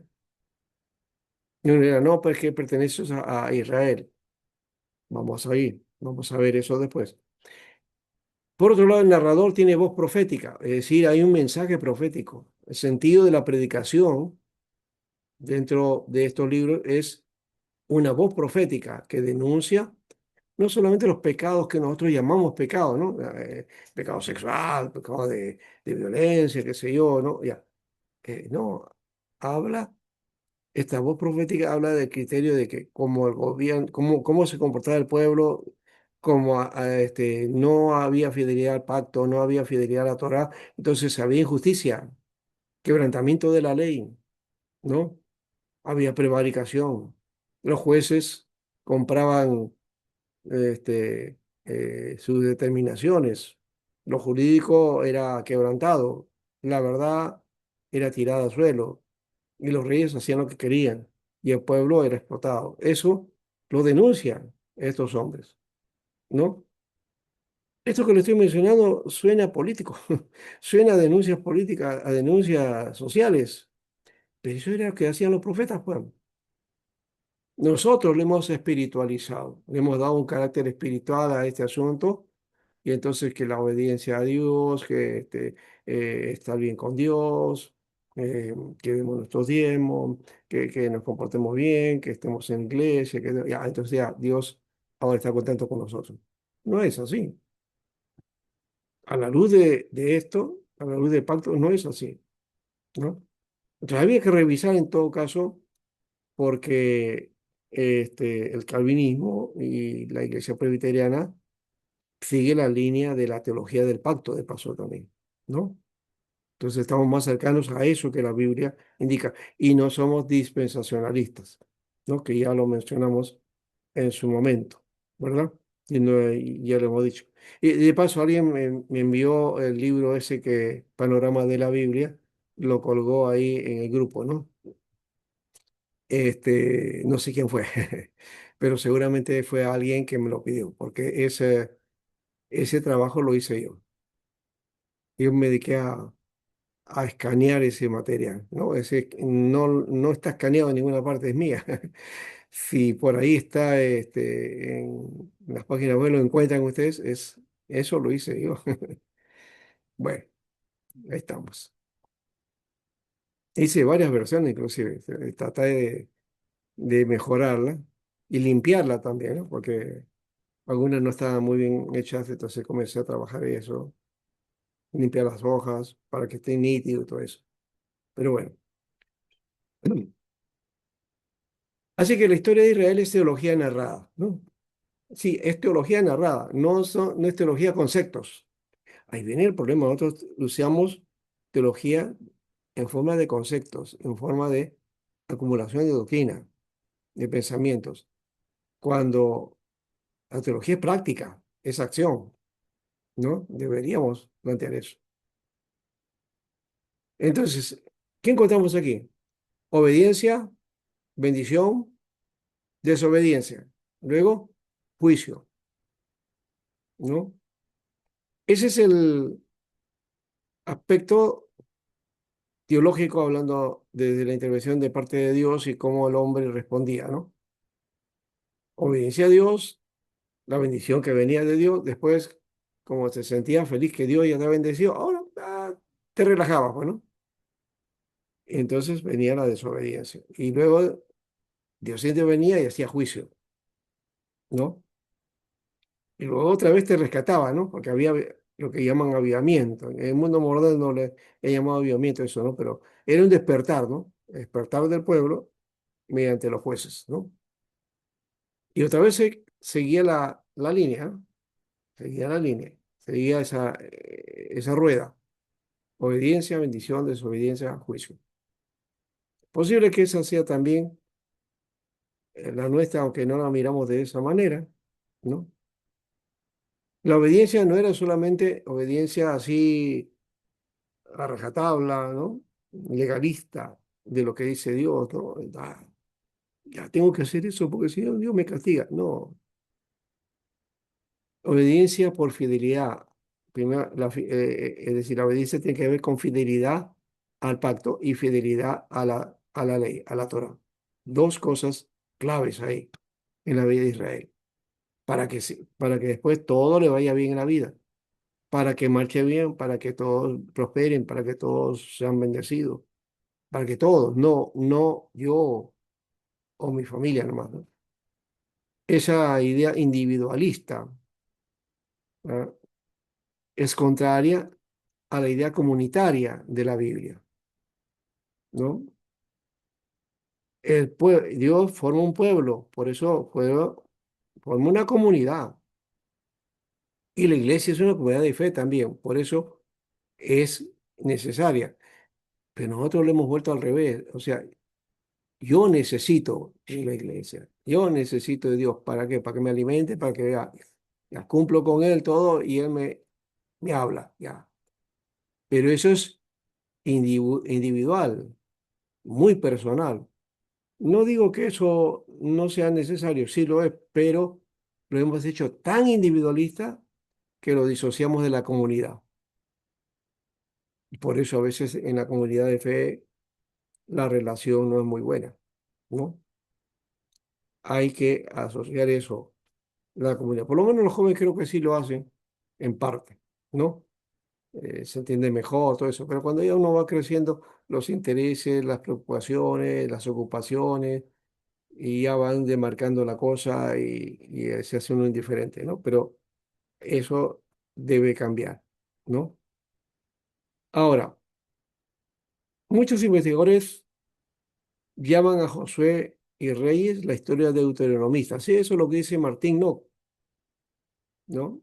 En un libro antiguo ya, que habla de la historia deuteronomista. ¿Por qué? Porque es la narración de la etapa de lo que se conoce como los deuteronomistas, ¿no? Hay en el Antiguo Testamento está en la línea sacerdotal y la línea deuteronomista de tratamiento del texto, ¿no? Es decir, de desarrollo del texto.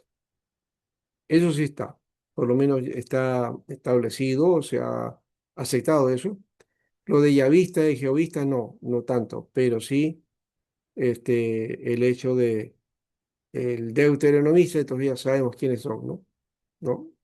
Está en Deuteronomio, está Josué, está Reyes, ¿no? Que son los que más o menos se enmarcan por ahí. Vamos ahora a ver algunos detalles. Vamos al libro de Josué, después hacemos un descanso y luego vamos a trabajar los demás. ¿Les parece? ¿Ya? No sé si hay preguntas ahorita. Muy bien, vamos entonces al libro de Josué. Ahí está en hebreo Joshua o Joshua, y ahí viene José o Jesús también, ¿no? Son nombres eh, que llamaríamos teóforos, ¿no? Teóforos, porque ahí está el nombre de Dios, ahí está la Yod y la Hei y está la Vav, ¿no? Está presente el nombre de Dios ahí. Es un nombre teóforo, ¿ya? Dios salva, ¿no? Dios salvador. Tema general, la conquista y posesión de la tierra prometida como cumplimiento de las promesas hechas a Abraham, es decir, de lo que había en Génesis 12, 15 y 17, aquí viene la conquista y posesión de esta tierra, ¿no? Josué era un estratega militar, no sé cómo aprendió, o cómo experimentó, o de repente su estrategia pues era innata, ¿no? ¿No? No creo, no estuvo en ningún ejército que yo sepa, no hizo servicio militar, ¿no? Pero fue un estratega militar de esos, tanto es que el libro de Josué se trabaja, ojo, se trabaja en la capacitación de militares para la guerra, se trabaja con un libro de Josué, ¿no? Se toma los eventos de las guerras, cómo fueron, todo eso, de la estrategia que tomó, porque se conoce a Josué como un gran militar, ¿no? Y yo recuerdo hace ya muchos años de esto, quizás hace unos 15 o 20 años, este, había un canal, bueno, ahora creo que y ya no está en cable. Sí está, pero creo que ahora es canal que para acceder a eso hay que pagar una parrilla más, ¿no? Entonces, creo que era HC, creo, ¿no? Era un canal de historia, History Channel, sí, HC, History Channel. Y de Discovery Channel, National Geographic, que esos ya no hay, ahora, ¿no? Antes estaban ahí al día en las parrillas, pero al quieres tener eso, tienes que comprar la lista esa, ¿no? Donde hay muy buenos canales de información y ahí dan documentales. Y en esto de History Channel me acuerdo de los documentales famosos, documentales, algunos los grabé, en esa época pude grabar, en VH todavía. Ya. Y me acuerdo, hay casos, vi un caso sobre, varias veces, un general militar, un general del ejército americano, desarrollaba la historia de Josué y sus estrategias de guerra, pero desde una perspectiva militar, ¿no? Descritas en el libro de Josué. Fabuloso, ¿no? Muy tremendo lo que tomaba en cuenta eso, ¿no? O sea, como un estratega militar. Yo, de paso, yo no estoy a favor de la guerra, nunca, no, nunca me gustó lo militar, nunca me gustó eso. Yo rechacé todo lo que es ese oficio, que a mí me parece que está de más, pero bueno, así era la historia. Este, siempre rechacé esta militar, y bueno, no hice tampoco el servicio militar porque no me llamaron tampoco. Lo único que llegué fue a hacer un premilitar en el colegio, nada más. Pero bueno, esa es otra historia. En todo caso, aquí encontramos, ahí entonces en la Biblia, entonces, estrategias militares, ¿no? Josué fue un gran militar. Y aquí encontramos la estructura de este libro, ¿no? Dentro de su estructura en tres partes. Capítulo 1 al 12, conquista, la conquista de Canaán, ¿no? Luego la segunda parte, ya, del 13 al 22, la distribución de la tierra, ¿no? Ahora distribuir la tierra, cómo iba a ser y a cada clan, cada tribu, lo que le correspondía. Los levitas no recibían nada, por si acaso, ¿no? Eh, y lo tercero, el capítulo 23 al 24, la renovación del pacto. Esta renovación del pacto es una práctica que tiene que ver con la conmemoración, conmemorar y afirmar. Esto dentro de lo que, eso lo hace, lo dice John Bright, bueno, en su primera edición del libro de Historia de Israel, que habla acerca de las antiguas anfictionías griegas, ¿no? Donde se reunían así al estilo cabildos, ¿no? Asamblea, reunión del pueblo, donde tomaban su decisión de renovar, ¿no? El pacto o la ley o conducirse de acuerdo a una renovación para con el Dios al que ellos servían, ¿no? O a los dioses, en este caso, del mundo griego. Entonces, John Bray le dice que esa renovación del pacto vienen a ser como las antiguas anfictionías, ¿no? Entonces, ya saben, busquen esa palabrita anfictionía con C, ¿no? A-F-I-C, anfictionías, ¿ya? Es una palabra griega que habla entonces de las decisiones que hacía el pueblo, pero que estaba en torno a su fe también, o al Dios o la religión que practicaba, ¿no? Y esas renovaciones que hacían constantemente. Bueno, entonces esto quedó y de hecho que esta figura es la mesa del Señor también, ¿no? O sea, se deriva para la iglesia en el sentido de que cuando hacemos la cena del Señor es una recordación, ¿no? Una conmemoración. Y a eso se conoce en teología del culto como anamnesis. Anamnesis. A-M-N-E-S-I-S.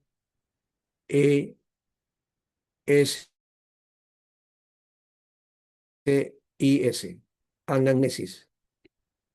Entonces, la anamnesis, ahí creo que le falta una N, ¿no? Entonces, A-M-N-A-N-S-I-S.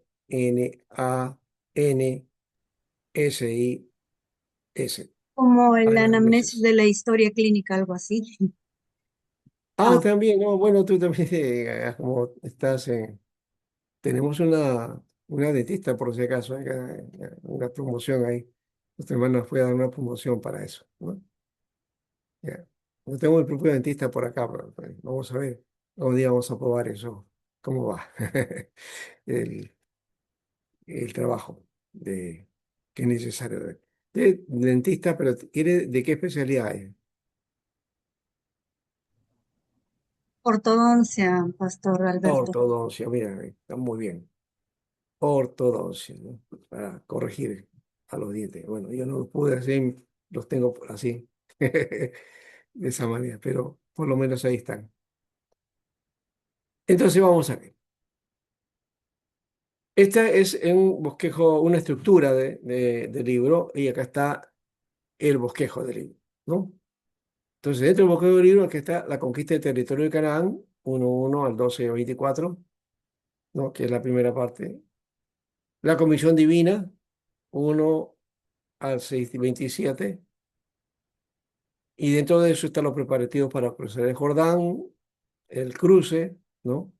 1 al 4 24. La circuncisión en Gilgal, 5 1 al 15. La captura de Jericó, 6 1 al 24. Hasta ahí, ¿no? Hasta ahí toda la cosa bien.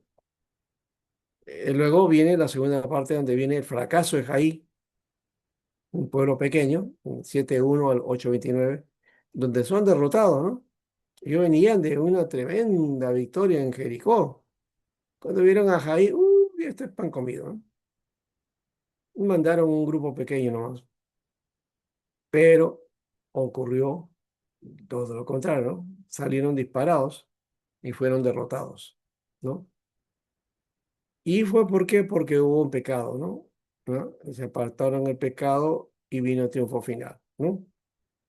había una orden de parte de Dios de que no tomaran de las cosas de los tesoros, porque la figura antigua era que cuando un pueblo o un ejército, ¿no?, triunfaba sobre otro, entonces el botín era para ellos, ¿no? El botín, rescataban un botín, ¿no? Que lo llevaban ante el rey, bueno, en fin, y se lo repartían. Pero acá había dicho que no tomaran nada, ¿no? Porque eso era anatema, es decir, era maldición. Y por ahí en una familia por ahí fue la que tomó eso, lo guardó, y cuando van a ahí con el orgullo encima, entonces son derrotados y dicen, no, algo ha pasado aquí. Y era porque había ese pecado en el pueblo, ¿no? Bueno, quitados de ahí, al final entonces triunfan. Bueno, después está el altar en el monte Ebal, el 8:30 al 12:24. Y se hace la lectura de la ley, o sea, la lectura de la Torá, 8:30-35. La conquista del sur y norte de Canaán, 9:1 al 11:23. Y al final el resumen de las campañas, ¿no? Capítulo 12, todo el capítulo 12. ¿No? Vamos a la segunda parte, división del territorio de Canaán entre las tribus de Israel, ¿no? Capítulo 13 al 22:34. Del 13:1 a 33 está las instrucciones de Josué. También está la asignación a las tribus orientales y occidentales, o sea, las tribus que iban a estar al oriente y al occidente, ¿no? Ustedes saben que se dividía así, o lo dividieron cada una en su lugar, ¿no? Entonces algunas iban a ir al oriente y otras al occidente. Capítulo 14 al 1 al 19:51. La determinación de las ciudades de refugio está el capítulo 20 del 1 al 9. Las ciudades de refugio eran una norma que había de que cualquiera que haya por accidente hubiera matado a alguien, entonces antes que lo tomaran, podían correr hacia las ciudades de refugio, ¿no? Y eso los salvaba, ¿no? Ese era un lugar como una especie de asilo, ¿no? De un lugar, sí, pues, como un asilo, ¿no? Entonces ahí, ese era el lugar, ya llegaba ahí, nadie lo podía tocar, ¿no? Nadie lo podía tocar. Este, También se cuenta la ciudad de los levitas, ¿no? Capítulo 21, 1, 22 a 34. Ellos no tenían territorio, por si acaso, pero sí tenían un lugar por lo menos para habitar, ¿no? Y la tercera parte es la conclusión, ¿no? Hay dos discursos finales de Josué aquí. Capítulo 23, 1 al 24-33. El primero es la exhortación final de Josué a Israel. Es el capítulo 23. ¿Ya? Y luego viene la despedida.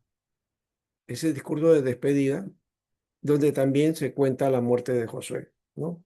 Capítulo 24, 1 a 33. Ya, entonces ahí tenemos más o menos dividido estos libros, ¿no?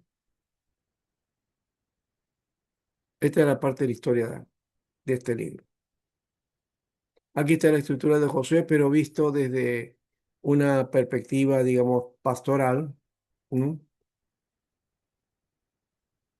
Y es un estudio que es parte de los estudios de Josué que el pastor Timoteo entregaba, ¿no? Así que lo doy por conveniente, está muy bueno, pero tiene ya una mirada cristiana en todo caso, ¿no? Lo que hemos visto hasta ahora es una mirada desde la narrativa de la historia, ¿no? De historia de Israel, los acontecimientos, ¿no?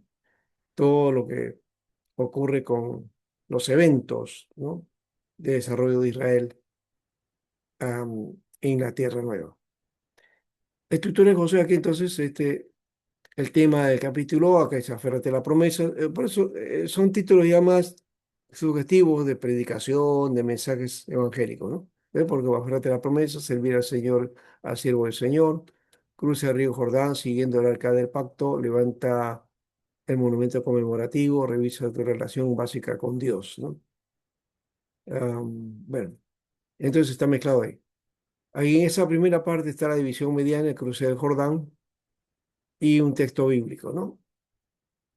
Le dice el Señor a José, mi siervo Moisés ha muerto ahora, pues levántate y pasa este Jordán tú y todo este pueblo a la tierra que yo les doy a los hijos de Israel, ¿no? Entonces, esa es parte de la batalla y la conquista que está hasta el capítulo 12 que hemos visto, ¿no? Esta es la estrategia para la conquista de Jericó, es, bueno, separarlo primero para Dios, edificar un altar aún en el monte de Ebal, ¿ya? Por otro, cumplir con las promesas, eh, ora por Gabaón también y eh, no dejar la raíz del mal, que hablaba de destruir todo, y eh, déjalo también los testimonios ahí. Entonces, esta es parte, el cruce del primero, la segunda parte es la conquista de la tierra, ¿no? Y por eso el versículo 3 aquí, yo os he entregado, ¿no? Como lo había dicho Moisés, todo lugar que pisare la planta de vuestro pie. Ahí no solamente dice las tierras esas, sino todo lugar, ¿no? Que pisare la planta de vuestro pie. A veces eso lo sacamos fuera y pensamos que eso es para nosotros, también. No, eso era para Josué nomás. No es que todo lugar que pisara nuestro pie, entonces ese ya está santificado, está bueno, no, no es así, porque de ahí se han santificado muchas cosas. Por ejemplo, hay una señora que dice ser consejera del presidente americano, ¿no? Su guía espiritual, pastora, qué sé yo, que ella dice que el lugar donde pisa es santo. Todo lugar que ella pisa es santo.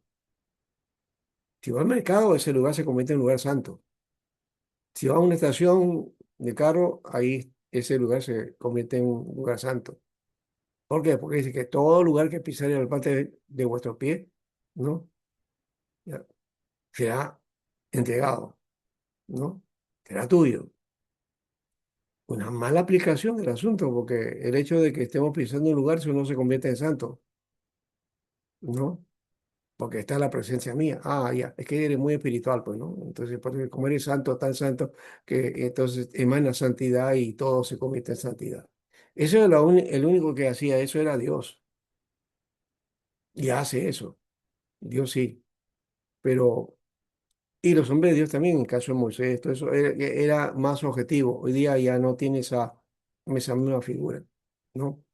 Sí, de hecho que debemos emanar santidad en el sentido de vivir en santidad, que es otra cosa. Eso es otra cosa, ¿no? Ahí sí a veces estamos lejos de eso, ¿no? ¿No? Entonces, no es que nosotros bendecimos a la tierra está bendecida porque Dios está ahí. Por el obrar de Dios nos permite vivir. Y debemos estar agradecidos a eso, ¿no?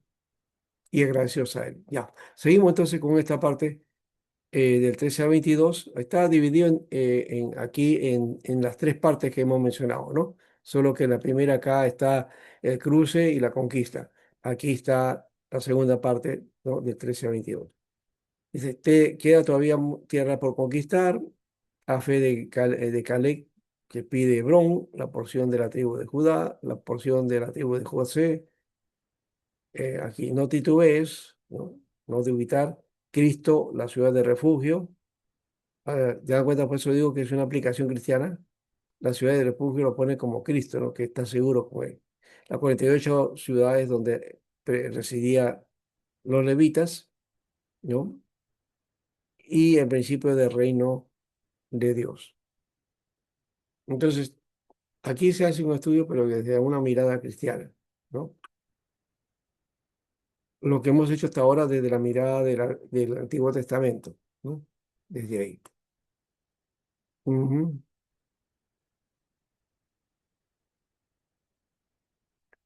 Ah, bueno, el sendero es otra cosa.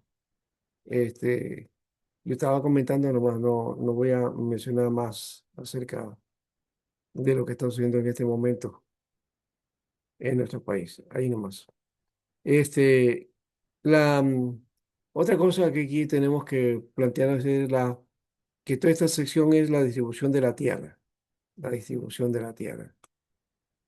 Y la división, esa es la división media, y la división grande es la división de la herencia. Esto también, desde el contexto está bien, ¿no? A veces se espiritualiza eso y se toma como que, bueno, hay elementos que Dios nos ha dado como herencia espiritual.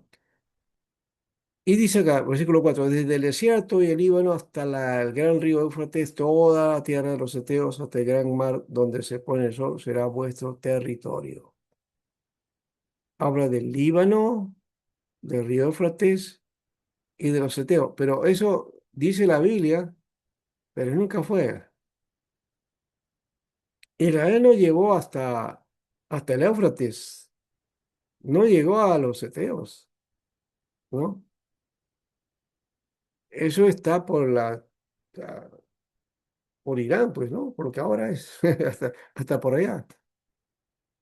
Nunca fue esa zona, pero bueno, de todas maneras, este, la influencia hacia ese lugar posiblemente sí.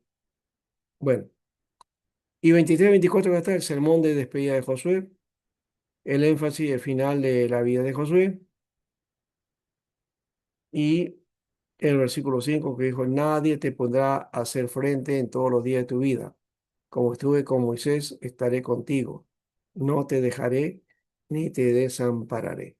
Porque Dios tenía un propósito, pues lo había llamado para este motivo a Josué y no lo iba a dejar, ¿no? No lo iba a separar. Así que no era, ya, mira, José, mira, te mando esto ya y bueno, ya estás, hazlo tú, el Señor, y tú, no, haz lo que tú quieras, ¿no? Tienes libertad. No, no, no, no, así no es. Yo le había mandado y dijo: yo estaré contigo, yo te guiaré. Y las decisiones que tomes, ahí estaré para ver si es adecuado o no es adecuado. Entonces no es solamente acá ya yo decido porque soy un hijo de Dios y hago lo que quiero. No, no hay esa idea. Citas textuales claves y exégesis de aquí. La vocación de Josué, ¿no? Eso lo encontramos nosotros en el 1:7. Solamente sé fuerte y muy valiente para guardar y hacer conforme a toda la Torá, mira, a toda la ley, ¿no? Aquí es lo que dice, ¿no? Raj, Hasad, mm, Max, Meok, después dice Lismor, Leaxok, ¿no? Cajel, Hatorá, ¿no? Solamente sé fuerte y valiente para guardar y hacer conforme a toda la Torá, ¿no? Es Cajol Hatorá, toda la ley, toda la Torá, ¿no? Tienes que ser fuerte y valiente para hacer todo lo que está conforme a la Torá, guardarla. Guardarlo no quiere decir ponerla en el brazo adentro o meterla adentro y ya tenemos nuestra Biblia en la casa, la voy a guardar en un lugar especial. No, tiene que estar abierta, ¿no? O tiene que estar dispuesta. Claro que sí. Sobre todo, lo que necesitamos no es solamente lectura de la Biblia, porque en eso sí somos campeones. Posiblemente muchos hagan su devocional y lean la Biblia, perfecto. Pero la cerramos y luego nos vamos a nuestras cosas y nos olvidamos. La Biblia dice que hay que meditar sobre ella, ¿no? Guardar significa meditar, pensar en ella todo el día, reflexionar en ella todo el día, estar siempre, y no solamente desde una meditación, sino la acción, ¿no? ¿No? Hacer real esa palabra, ¿no? No es tan fácil, les digo. Pero eso debe ser el espíritu que nos debe mover. Así que no basta con el devocional. No, no crean que Dios quiere, ya, cumplimos con la devoción y hasta que el Señor contento. Esa figura del devocional, de paso, eso no viene de la Biblia, viene de la época de la influencia de los avivamientos ingleses. Desde ahí viene, de la época del pietismo, ¿no? El pietismo, entonces, trabajó ese aspecto de lo devocional.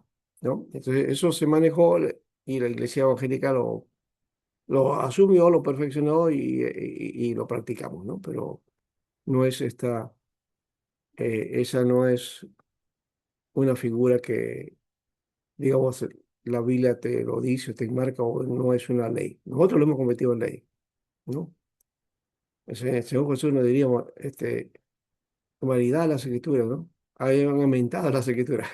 No está malo eso, yo he dicho, no está malo hacer eso, sino que cuando lo hacemos religiosamente, sin el espíritu real, ahí es donde viene el problema, ¿no? Bueno, el éxito militar no depende de estrategia, sino de obediencia a la Torá.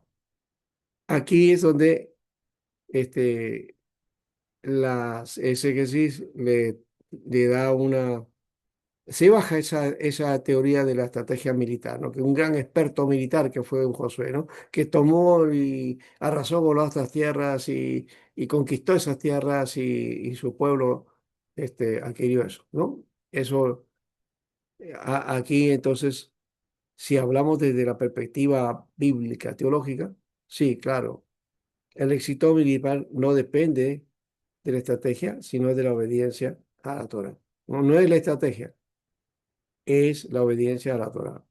Y eso estaba claro Josué. Más allá de que él era un estratega militar, ¿no? Estaba su dependencia con Dios. Sí, mi hermana Marta.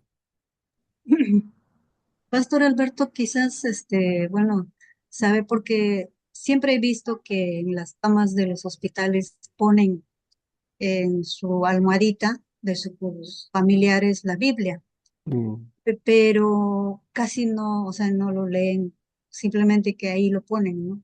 ujú. Quizás viene de alguna costumbre de antes o lo tienen como amuleto posiblemente, ¿no? Bueno, no sé. Yo sé que los leones van a los hospitales, también van a los establecimientos militares y siempre ponen una Biblia, ¿no?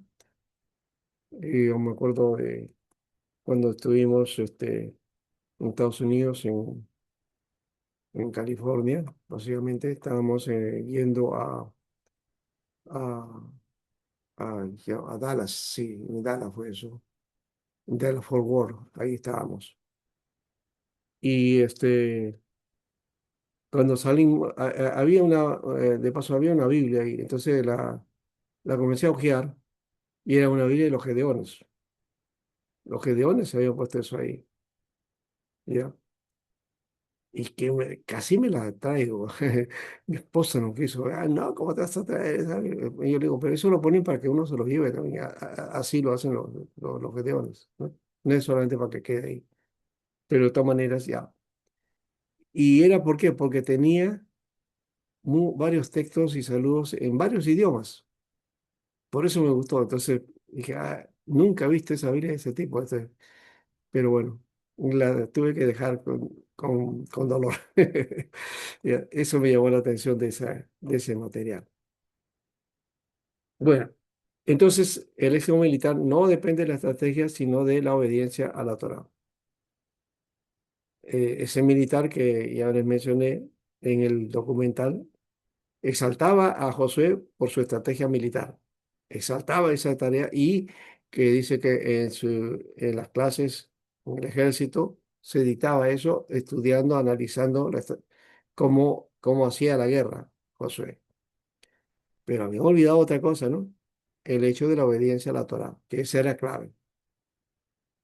Si no obediencia a la Torá, no hay triunfo, no hay victoria, ¿no?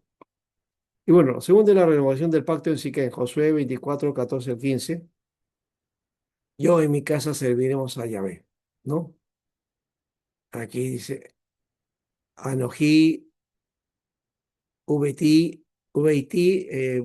Babok, Ek, Adonai, ¿no? Acá dice yo, o sea, eh, bueno, acá no dice Anojí, aquí dice Ba, Baani, Baani, de ahí viene Baani, dice, y yo, ¿no? O yo, ¿no? y yo y mi casa, dice VT, Beit es casa, ¿no? VT, mi casa, ¿no? Yo y mi casa, VT, ya. Después dice Babok, Babok que es de eh, Abodá, ¿no? De Abok, de Abac, Abodá. Abodá que es servir, ¿no? Entonces, Naabok, ¿no? Naabok, no, no es Babok, Naabok. Naabok, y serviremos, ¿ya? Y dice Ek a, dice, Ek significa digamos, la partícula direccional a, y luego dice Adonai, ¿no? Bueno, Adonai, así lo lee el judío, ¿eh? Dice Yahvé en todo caso, ¿no? Nosotros decimos Yahvé, no tengo problema con pronunciar eso, que no es el nombre real, ¿no? O Jehová tampoco es el nombre real. Y no nos hagamos mucho problema con eso, de que si es Yahvé o Jehová. No son nombres, son pronunciaciones, pero que no tienen acercamiento ni siquiera al verdadero sentido de la pronunciación de la palabra de de estas cuatro letras, ¿no? Yod, Hei, Bab, Hei. Yod, Hei, Bab, Hei. O sea, YHBH, ¿no? Entonces tenemos que decir así, yo en mi casa serviremos a YHBH, ¿no? Ujú. Bueno, la iglesia que cierre litúrgico del libro, ¿no? Es un tiempo de conmemoración, y hemos dicho, de una reunión. Y elegir servir a Jehová es la puerta de entrada a la permanencia en la tierra, ¿no? Yo en mi casa serviré. ¿Ustedes quieren servir? Muy bien. Entonces hay una respuesta y hay una reacción del pueblo que sí, que lo van a hacer. No lo cumplieron del todo, pero lo hicieron. De todas maneras, estuvieron ahí. Y los temas teológicos, sí, cumplimiento de promesas patriarcales. Se da aquí en este libro cumplimiento de esas promesas, de tener una tierra. Por otro lado, se afirma la centralidad del pacto. Otra vez el énfasis, ¿no? Y lo tercero, la tierra como don y responsabilidad también, ¿no? Tienes la tierra, pero ahora tienes que tener esa responsabilidad. Si no, y esa responsabilidad para con Dios, la fidelidad. No fueron fieles, Dios les quitó la tierra, ¿no? ¿Cuántas veces fueron invadidos? ¿Cuántas veces han sido sacados de esa tierra? Ujú. En fin, ahí terminamos esta parte. Vamos al libro de jueces, pero ahí vamos a un descanso. ¿Está bien? Para Vamos tomar, entonces, para tomar un cafecito. sí, unos 10 minutos para que descansen, se pongan Pues, ahí, mi hagan un hermana poco de Marta está ejercicio, cansadita. 5 minutos, hagan ejercicio en su silla, o muévanse, caminen, ya, 5 minutos más, ya, Amén. volvemos. Pues, gracias, muy amable. Marta, por favor, no estés durmiendo, Marta.